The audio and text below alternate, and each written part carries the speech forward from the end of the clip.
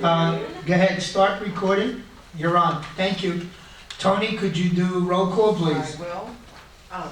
Monica, Eva, Abby, Dan, no Dan yet. Michael, Zaslow. Here. Yeah, I see you. Olga, no. Joyce? Yes.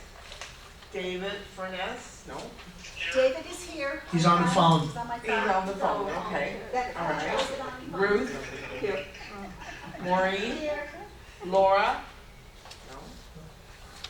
Tony's here, David's here, John Timmerman's here, Bruce is here, Stuart's here, Fausto's here. Yep, Is there any guests in the room that I did not call their name? we have one guest. What's your name, sir? Julia Sullivan. There's another young lady behind me.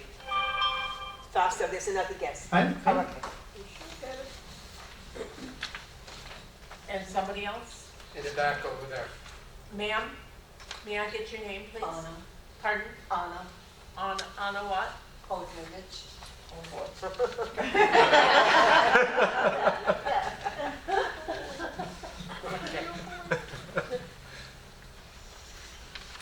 Okay, you have one, two absentees, so I think you have a quorum. Okay, so we have a quorum? Yes. Okay. We have minutes. Are there any, I'll entertain a motion for the minutes. Michael makes a motion, seconded by, Bruce. okay, Bruce. I gotta get my name in there somewhere. No problem. Are there any corrections to the minutes? Is John names spelled correct? Yes, it is. Okay. All right. Hearing no corrections, the minutes will be accepted as presented. Okay. So we're going to hear from Miss Monica. Are you ready? I am ready, but if it's okay, I thought maybe we would go to Abby first, so Oh, okay. she done moved on, so she didn't have to sit through all my reports. What, we have to, why can't And I get paid to do it, right? She does it times 3. Hi, everybody. I really just came to share some good news with you, and that is that we have brought in, since April 1st, over almost $4,400 from outside communities. Yes, it's pretty good. One person individually ordered 900 tickets. Wow. Like, Cypress Lakes, Golden Lakes, and the newest one, Bay Winds. So Bay Winds probably will continue to participate through the season because their clubhouse won't be ready. And the good news is that they have nowhere near the kind of entertainment, so I would anticipate that they will continue for the future. So that could be a nice, for a season, that could be a very nice stream of income. Terrific. Any questions about, yes? Yeah, we had quite a few, I'm not sure how many, but we did have some come in from Bay Winds on Saturday night. Oh, to the dance? Well, yeah, no, to the show, Oh, because on the bottom of the ticket it shows. yeah. Yeah. Now, do they go into the dance? Are they allowed to go into the dance afterwards, you know? There's no dance on Saturday. Oh, right. I always forget. Once they pay that $3, so that entitles them to use anywhere in the clubhouse. So So if they can go wanted to to the come on a dance. non-show night, would they be able to? No. It would have to be Saturday. It has to be. It has to be Yeah, I always Saturday for the forget show. the Friday night. Yeah. I can't keep up with each village. Once Friday I was. mean, if they have a ticket, they could. Yeah, but you don't have dances on Saturday. Not anymore. No? Right. So, anyway, hope you're attending all the summer shows. They've been great so far. And any questions, concerns? Sure, go ahead. Go ahead. I attend a lot of the shows, and I think the lighting is very poor, the sound is very poor, unless the group that's entertaining brings their own person to modulate everything. Okay, well, very, very few people bring their own soundman. Right. Very few. But And never in the summertime. But since we have this person who's been here for years, Laurent, correct, when they're singing a romantic song, he puts on the dancing amoebas. When it's a lively song, he puts on lighting on the back curtains that turn them brown. or? Well, when- one thing I would like you to keep in mind if you don't know this, he is a one-man booth. He is the only person in there running video, running lights, running sound, potentially running tracks if the artists are on track. Right. So we can't, there is nowhere in America or in the world that has a one-man booth. And it is very challenging at times for him. So if he's not given a set list where it says romantic song, you know, or something like that, where the artist wants a mood created, then he uses his own judgment. But again, sometimes he just, as far as sound goes, I never, ever get complaints about sound in West Palm Beach, to be honest with you. And as a matter of fact, out of all three Century Villages, if I could clone Laurent, as far as how the artists feel, I'm not trying to be defensive to what you're saying, but I just don't hear any sound complaints. Okay. And then with regard to the lighting, when a performer moves to my right of the stage, moves to the right, he gets lost in the darkness. Again, that's because he's a one-man booth. And he is running a spotlight, the lights, the sound, the tracks, everything. He's only one person. He can't do everything all the time. Abby, don't they? He tries his best though. And I will bring this to his attention, your comments, for sure. Don't the groups, when they rehearse, do their own sound checks? Don't they decide on, pretty much on the volume and everything? Because some groups are louder than others, the sound. Don't you, this depends on the entertainer? Well, first of all, if you recall, you bought an in-ear system, which is dramatically helping when things are too loud. But in the summertime, a lot of the artists, you have to understand, in the summertime, you're bringing in local talent. You're bringing in bands that are in, you know, bars and things like that. You're not getting the creme de la creme of I'm talent. not complaining. I'm talking year-round. No, I know. This is not a Your- season. Your opinion counts, and I will certainly pass it along. I can only share with you the fact that he is a one person doing everything, and we don't have the budget for another person. It's not, we just don't have it. So he will definitely, I will bring exactly what you said, but if a follow spot is not, if he's not following a follow spot because he's potentially handling a cue for a track, Well, I'm talking on the major portion of the stage, not off on the steps. I'm talking, apparently there's a missing light or something. oh, that I don't know. I will have Steve Cohen look into that. There's a missing light. They drift to the right and they're gone. You might see their feet. Yeah. Okay, We'll look into it. I will look into it. You mean on A side or C side? All right, that's enough. Anything We're else? gonna look into it. Okay, we will look into it. Thank you. Any- Anything else? Good. How much money did we lose in March? I'm gonna tell you that. That's what I need. I know, like, you know I'm gonna harp on those numbers. Yeah. But we're gonna make the budget. Yeah, during the month of March, we had sales of $50,659 after sales tax netted to $47,457. We paid the performers $71,000, so we had a loss of $23,543. Okay. Okay. Thank you, everyone. Thank you. Thank you, Abby. Thank you, Abby. Just wanted to-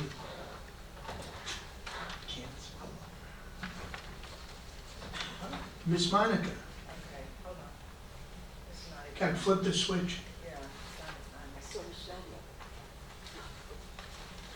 The blue light comes on, you should be on. Hey, There we go. All right. Sorry. Okay, good afternoon, everybody. Today, we're first gonna be looking at your statement of operations. And this is for the 4 months ended February 28th. The income for the month, February, is $610,000. Our total expenses for the month, $528,000. So we have a profit of $81,960. Year-to-date, our total income is $2,248,000. Our total expenses, $2,193,000. So we have a profit year-to-date of $54,860. For these 4 months, we had actually budgeted a loss of $284,000. So we're running a positive variance of $339,000. You'll see the largest item in the expenses that has quite a large variance of $230,000 is your repairs and maintenance line, and that's typically pretty much the result of us planning timing for when we're going to be to certain projects and us not having gotten to that point. So anyway, year to date, we're looking very good. At the bottom of this summary is your social activity summary. Your theater and dance income for the month of February was $70,000. Between your theater, dances, and movies, we paid $68,000, so we had an overall profit of $1,684 for the month of February. For the 4 months, your dance and theater income was $173,000. We paid $200,000, so we had a loss of $26,000. We had budgeted a loss of $54,000, so when it comes to your social activities, we have a positive variance of $27,000 for the 4 months. Any questions? Excuse me, Yes, sir? what do we do with the money that's excess? How What do we do spend- with the money? What? That's excess. You have $339,000 profit. What happens to that profit? It sits in your bank account. So that's added to our bank account. Yes, sir. Every penny that we collect from your monthly rec lease payments for your operating rent goes into your WPRF operating account, and that's where all the expenses are paid from. So to the extent that there is a surplus or a positive variance, the funds are sitting in your bank account until they're spent. So there's no wish list if we turn a profit, to spend money on items we wish we had budgeted. Well, bear in mind, this is only 4 months into a 12-month budget. So we're early on, and we do have a full budget for the full 12 months. So presumably, as we get closer to the end of the fiscal year, which is October 31st, a lot of this positive variance will have dissipated because we will be spending those funds. To complete those wish list items or, the projects that the committee collectively decided on during budget time last summer. Thank you. Sure. The next report is your cash balances. At the end of February, our total operating funds were $618,293. Our improvements reserve, infrastructure, and contingency reserves are listed below. Our total windstorm deductible reserves are $1,527,000. Our contingency and infrastructure reserves are at $729,000. So our total reserve funds are $2,256,000. Our total available cash, $2,874,000. This list is going to be getting a bit smaller because, as I reported to you guys previously, I've opened up new ICS accounts, which is Insured Cash Sweep accounts. So a lot of these smaller banks that I've spread this money all over the place so that we're under the FDIC insurance limit. I'm closing those accounts, and in some cases putting them into this Insured Cash Sweep accounts at a much higher rate, and some of them at a lower rate, but overall we'll be in a much better position because the money is 100% safe. I've mentioned to you previously that under your windstorm deductible funds, your JP Morgan fund, U.S. government fund, those are government-backed securities, but they're not FDIC insured, so it makes me nervous. So I'm going to be moving that money, reducing those funds, and moving them into these insured cash sweep accounts. The same thing with this Goldman Government Fund under your contingency reserve.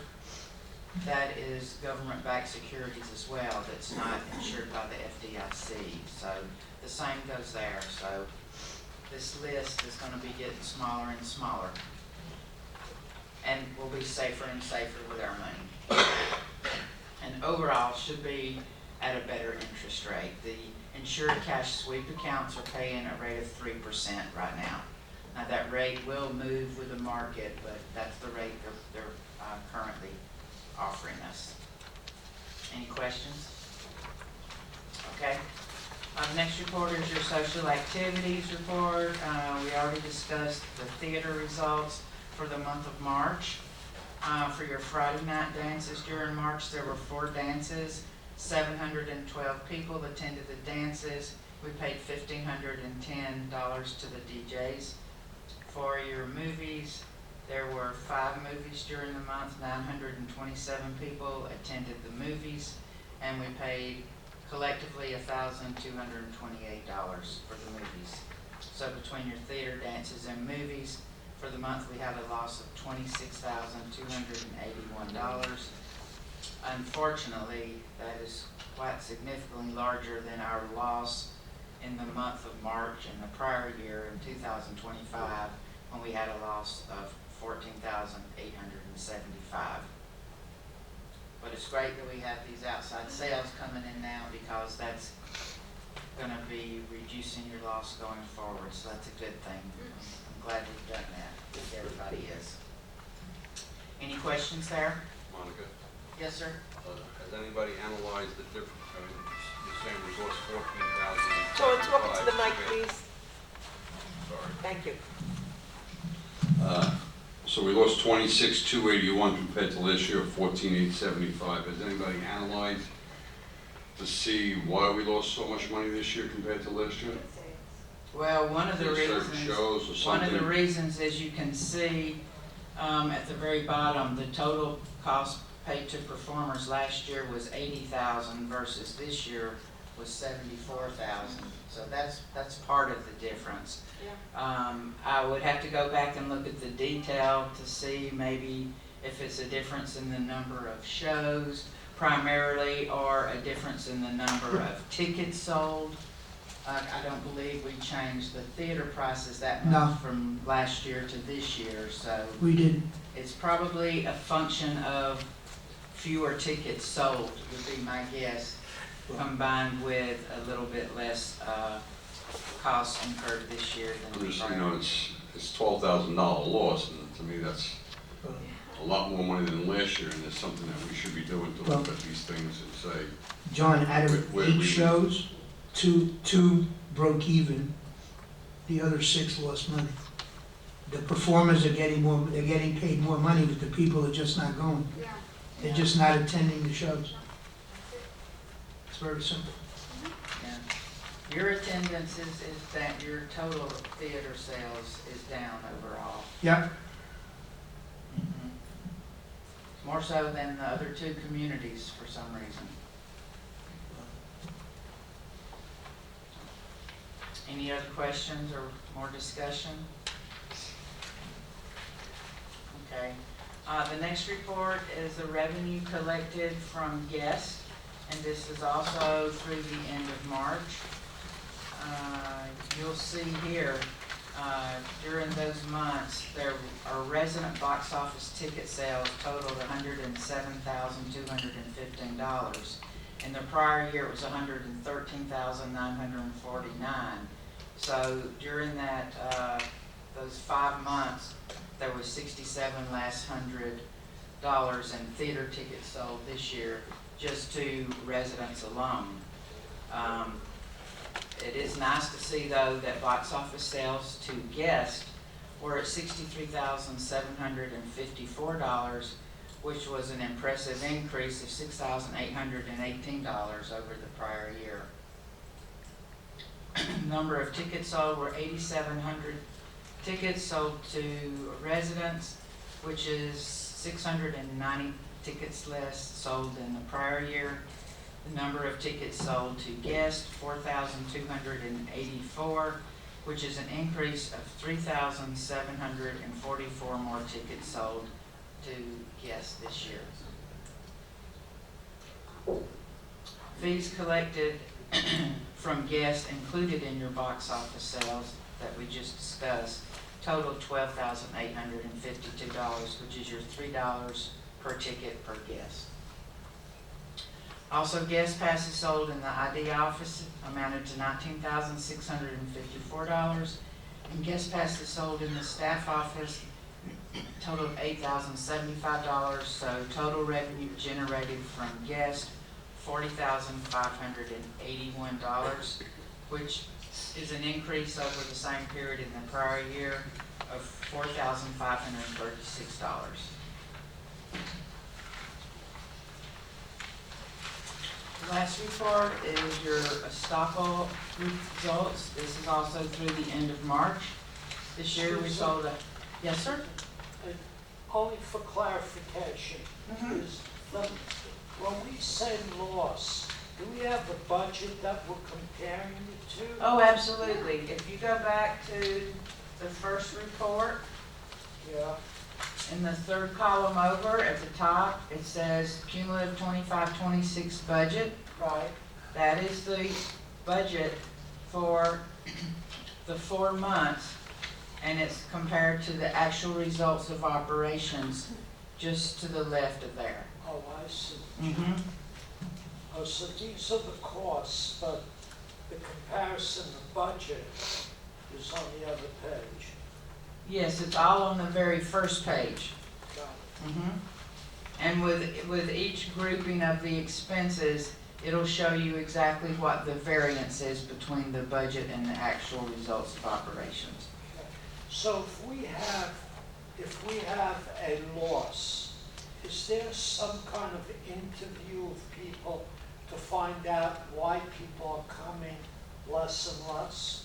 It looks like people are coming less and less because you're selling less and less. Well, that's what this committee does. We're constantly reporting on and reviewing and assessing, the results of operations and what's happening. And this committee meets with Abby and her staff every summer to develop the budget and try to figure out the best ways to generate income, whether it's increasing marketing dollars, or most recently we are, like was reported by Abby, we're reaching out to 3 different communities now on the outside and making a program available for them to buy tickets, although they're not residents of Century Village.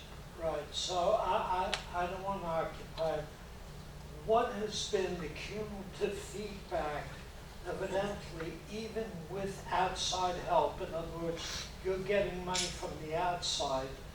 This is predominantly put together for Century Village, not necessarily for outside people. No, the entertainment program is handled by the entertainment department that are full-time employees of Century Village, and it's not just this Century Village, but 3 Century Villages. Okay, but this is cumulative for us. Yes, sir. Okay, so regarding us, which is our Century Village, okay, what has been the cumulative feedback why less and less is being sold? I mean, these are cumulative numbers also. I'd like to jump in here, if you don't mind. Go ahead. Initially, when we were founded, it was a fully retirement community, and I don't know what the numbers are. It might even be 50%, but we have a large working population, and they just might be too tired to go to the shows, or because they're still young enough, they're going outside of the village to recreate because they still have their night vision. But I think that's a large part of the problem. Okay, what we used to do in industry that I come from is when we had, you know, cumulatively less and less, we had focus groups. We'd get a mixture of people, put together an interview question to get feedback and see whether any adjustments could be helpful. That's not what you're just saying, maybe because of X, Y, and Z. What I'm suggesting, only suggesting, is we get a group of people that show a mixture of what our village plus the outside looks like, and see if they can give us feedback. What would it take to boost these numbers? Only a suggestion. This is what we did.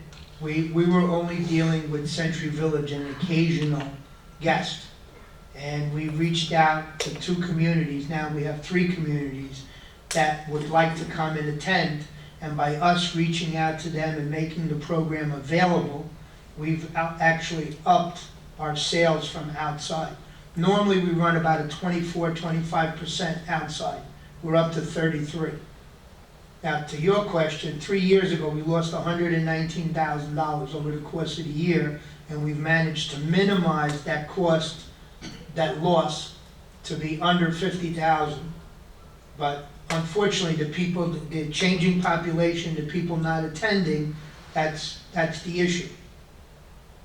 And what we don't understand, the hard part, is some of these shows are at the Kravitz and they're $50. And they can come here and see the same show for 13, but they don't. Right. Why? We don't know. Okay?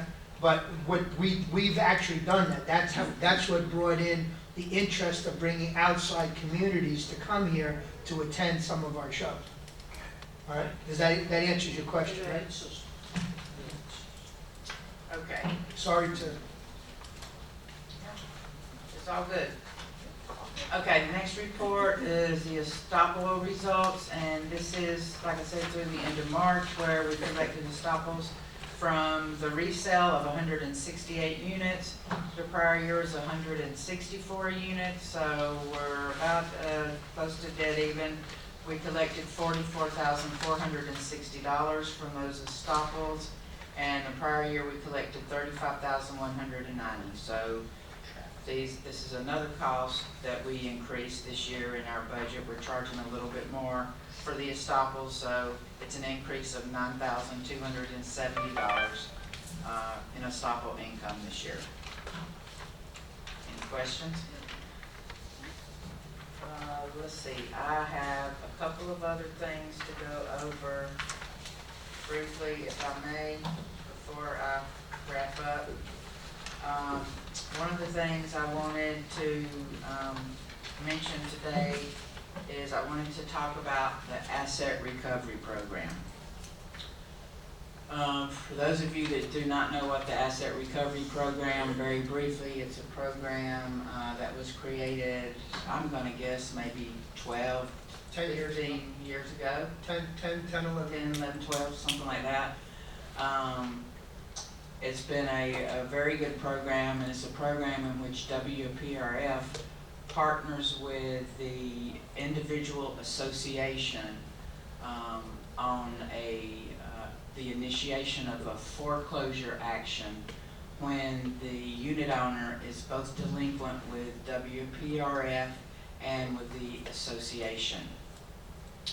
When we first started the program all those years ago, it was a very successful program for a number of years, and very often, in fact, the majority of the time, WPRF would wind up being the successful bidder at the foreclosure sale, and WPRF would take title to the unit, we would clean it up, we didn't renovate the units, we just cleaned them up, cleaned them out, and we would put it up for sale and resell the unit, and we would split the proceeds with the association. So the WPRF was able to collect everything that was due us, and back in those days, the association most times were able to collect enough funds to recover all of their delinquency as well. Well, like anything else, over a period of time, things change. I will tell you, since 2020, WPRF has not been the successful bidder at a single foreclosure sale. What that means is WPRF can only collect from the foreclosure sale up to our summary judgment. And what that means is our summary judgment is the delinquency that WPRF is owed, any late fees, and the legal fees, any cost associated with the foreclosure. We cannot collect a penny more than that because it would be unjust enrichment. So that's all we're able to collect. If someone attends the foreclosure sale, typically there's a bidding process, and say WPRF's summary judgment is $15,000. If the successful bidder pays $20,000 for that unit, there's what is called a $5,000 surplus that is held by the court system. And then the association, if the association is somehow not in a position to collect all their money, they have the opportunity to file a claim against that surplus. Well, what's been happening lately, like I said, WPRF has not been a successful bidder on a single unit because it's mostly investors out there buying these units. Most recently, I had a situation where WPRF wasn't the successful bidder. The particular association that we had partnered with was able to collect whatever delinquency they had from the successful buyer, but then because they had an agreement with WPRF, I had to honor that agreement, so I had to split a large amount of the funds that WPRF collected that we were entitled to with the association. The association took that money and put it in their reserve account. That's not the intent of the program. Meanwhile, WPRF had to write off $4,800 to honor the agreement that we had. So the bottom line is the program, due to the economics right now in this situation, the program is not working like it was designed, and we would like to put the program on hiatus right now to see how things play out and review the situation and maybe reconsider it, a bit of time down the road. There are 2 units in this community that are in the program now, one of which has been stayed by the courts because the particular unit owner has filed bankruptcy after the foreclosure was filed, and the other one is in the very initial stages of foreclosure. So I regret that it's come to this, but really there's no other way around it because the program's just not functioning as it was originally intended. But I'm all about revisiting it down the road. I do get an awful lot of calls for the program, and you never understand people. You don't know what's going on, but sometimes we find out. I had a call from Fausto earlier this week, a situation and his building, a unit owner was becoming very delinquent, but yet WPRF was current. Or it can be the complete opposite. WPRF can be owed thousands of dollars, and yet the association is current. So you just never know, but just want to let you know that. So any comments, questions, or discussion about that? We'll have to try to reinvent the program somehow. Yeah.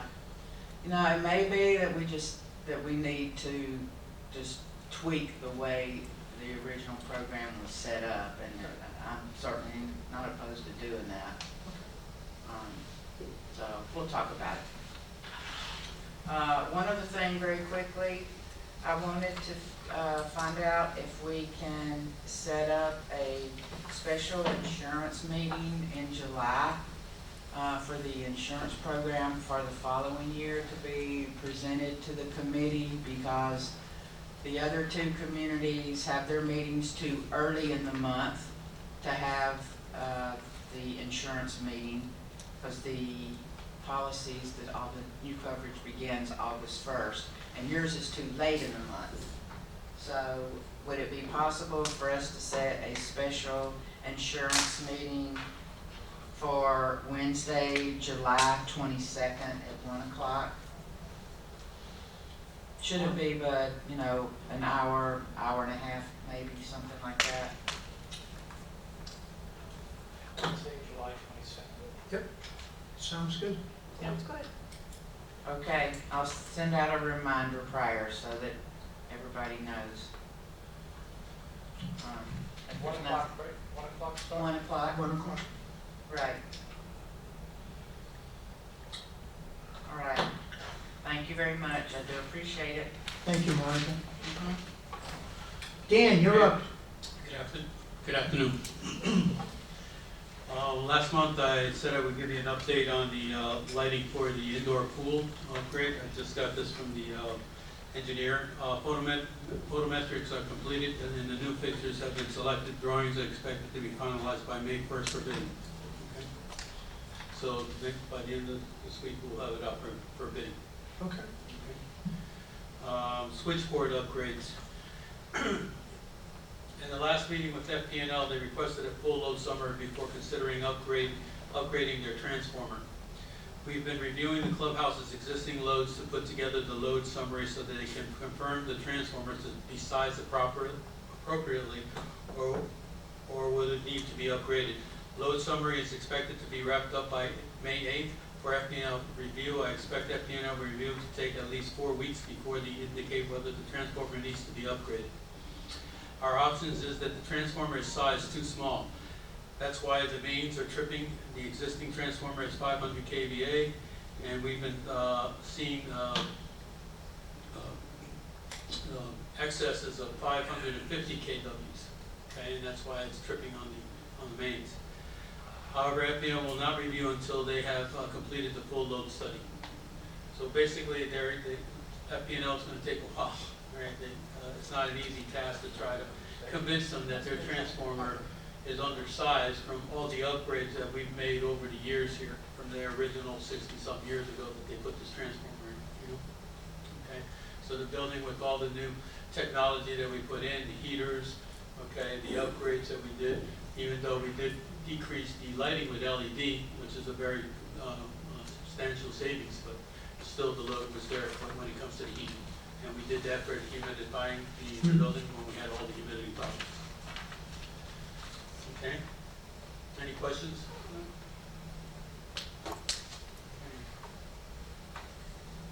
I want to go over something here that was in the budget that we were supposed to do for the men's bathroom and the women's bathroom partitions. Dan, is your microphone on? Testing? Yes. Yep. I guess I wasn't close enough. Yeah. It's for Hastings, right? So this is for Hastings. When we budgeted this almost a year or so more, we budgeted $12,000 for these partitions, and it's doubled, okay, since then, due to the fact that plastics have gone up considerably, and this is from 2 vendors. One's in the neighborhood of 14,000 apiece, where we had 12,000 just for both of them at one time, okay? So I don't know if you want to, hold off until next year, or we want to see if we can get the money from someplace else, but we're looking at the bids here, 115,800, and the other one's 14,000, and that's just for one, so they'll double that. And we only had 12,000. What's your pleasure, committee? That's how we move forward. Let's continue the run, we'll stop putting stuff, sorry. I apologize for that. I say we move forward, and yeah, it sounds like it's an increase of money, but why keep putting stuff off, and let's bite the bullet and get this stuff done for the, It's just gonna go up more. yeah, it's only gonna go further and further and further. At this point, what I'm researching is the plastics, just because of the economy the way it is right now, it's back almost to where we were with COVID pricing, on some of these products. we have two, Smart Coat is at the 14,000, that's 28 for both. And then we have, Dos Santos at 15,800 for both.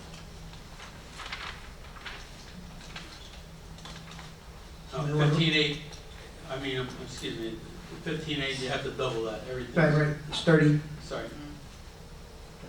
Anybody want to make a motion for a vendor? Joyce, go ahead. I make a motion that we accept Dos Santos to do the project for the bathrooms. Second. Second. We've always used Dos Santos, haven't we, mainly? We've used both. Oh. Okay. Is You have a that your motion and you have a second. Is there any discussion And the motion is to accept this. to accept this Santos as the vendor in the current project? And we'll leave Monica to figure out where the money comes from. From the theater.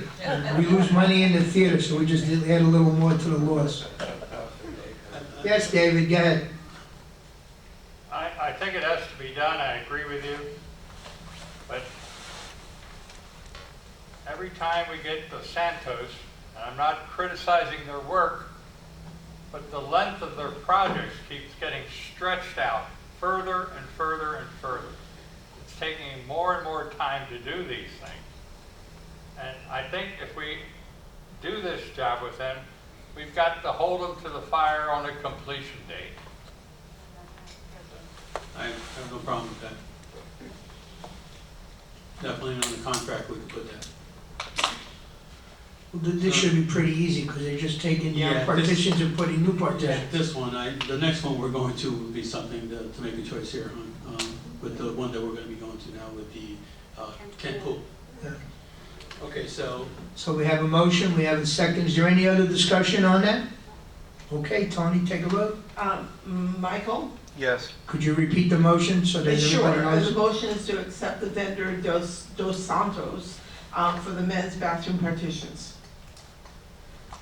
Michael, you said yes? Yes. Oh, was not here. Joyce? Yes.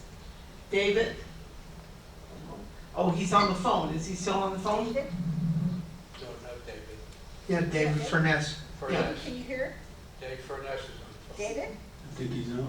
Hello? No. He's on. Here, okay, here he is. I said yes, but I wasn't sure. Yes, okay, I got Okay. it. Thanks, David. All right. Ruth? here Yes.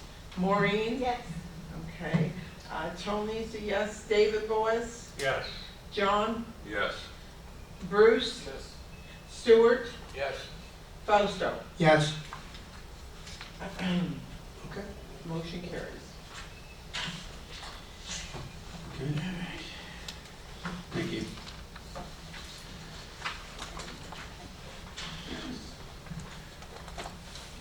So now, we have the Kent Pool renovations. As you know, Kent is a little bit bigger than what we did over at Southampton, okay? And a little bit different. We were trying to see if we could do the same kind of setup by having the ADA bathroom separated. But when I got into with the engineers, the cost was gonna be more than remodeling what we had existing there because of the size of the bathrooms were different. Okay, so we were able to, and also a big factor was the ramping of the ADA. Okay, to extend that ramping to make it for the other bathroom was an additional 20 grand that I didn't think we needed to spend on if we could utilize the bathrooms and be able to have the size that we needed to meet ADA requirements. So again, we got these advanced structural solutions where the specifications were given to both contractors. Dos Santos came in at 2007, 269, and Smart Coat at 207,269, and Smart Coat 202,812. We have a budget of 360, but we still have work there in Kent. We have budgeted also the pool perimeter, and we have fencing and landscaping there. That leaves us with about 170,000 still. Someone like? What I would like to, do you mind? Sure, no, go ahead, I'm sorry. So, the first round from the time that I got here, where we were redoing the pools. Dos Santos was repeatedly given the contract for his pricing. And there were times when we strayed from that, and there were other contractors that did the pools, and then we had problems, and then it was Dos Santos that came in to fix everything. I would like to present to the committee for their consideration that we choose Dos Santos as the contractor for all the pools, with the understanding that we have to beat him up for better pricing, but he would be our contractor of choice. So I just wanted to put that out there. Committee members, anybody want to make a motion for, go ahead, Joyce, your hand is up. No, David has his hands up. You All didn't- right. make Well, your we need a motion. motion first, then we can discuss. I need a committee member to make a motion. I make a motion that we accept Dos Santos as the contractor for all the WPRF pools. Second. Okay, now we, go ahead, David. Oh, I thought, now we have a discussion. Eva, I can understand your position for ease of doing these projects, but I don't think it's a very good economical thing to do, because you're going to put somebody in a position, well, I'm not going to bid Century Village because I'm never going to get any work there. They've got somebody that's a favorite son there, and they're just going to get all the work. I think that's bad policy, just to hand over something carte blanche, you do our pools. I don't care how much you beat them up on price, you have to get another price, at least one. Who's going to bid? No one's going to bid. Once you go out, you need a project that they can't handle, or they don't have the time to do within the framework. No one's going to bid. Valid point. We wound up spending more money because we did stray and bring in someone else. And then Dos Santos went in and cleaned it up, and I can give you the specific instances. I'm One not would have worried, been. I'm not worried about the specifics. I'm sure Okay. you might be right. Mhm. I'm just saying the policy is not good. You have to put bids out to people. Understood? That's not fair. Your point. I do. I understand your point. So we have two bids. So do you want to just reframe your motion, Joyce, to take out the word that you put in there and just make the Santos the person to do this particular pool? I'm not going to figure, okay. I make a motion that we accept Dos Santos as the contractor for the Kent pool. Okay, then I'll second that again. All the pools. Yes. She put all the pools. Any other discussion on it? Go ahead. Okay. Take a roll. Michael, Yes. Joyce, Yes. David, David F. Ruth, Yes. Maureen, Yes. Tony, yes, David, Yes. John, Yes. Bruce, Yes. Stewart, Yes. Fausto, Yes. motion carried.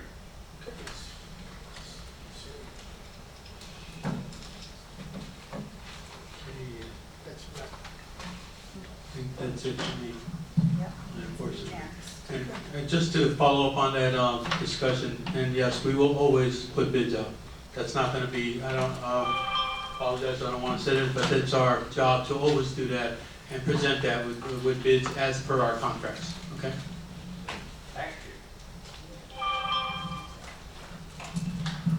you. Okay. So we're going to come up onto Gulfstream Goodwill. I wanted to bring everybody up to speed on that. So they started with us last year, and then they received additional funding. But when it came time to sign all of our contracts this year, because they'd had a claim against someone who tripped and fell giving out the foods, they looked at our contracts a little bit more closely, and they did a lot of redlining. And when our attorneys took a look at that, they said, well, there's nothing we're gonna do with that. So we will no longer have Gulfstream Goodwill coming as a result. Just wanted to let you know that. And anybody have any questions? Thank you. Anything for the good of the order? Do we have any, did we miss anything? Any other, I'll entertain a motion to adjourn. Second. Okay, made by Maureen, seconded by Bruce. Have a wonderful day, everybody. You guys have a great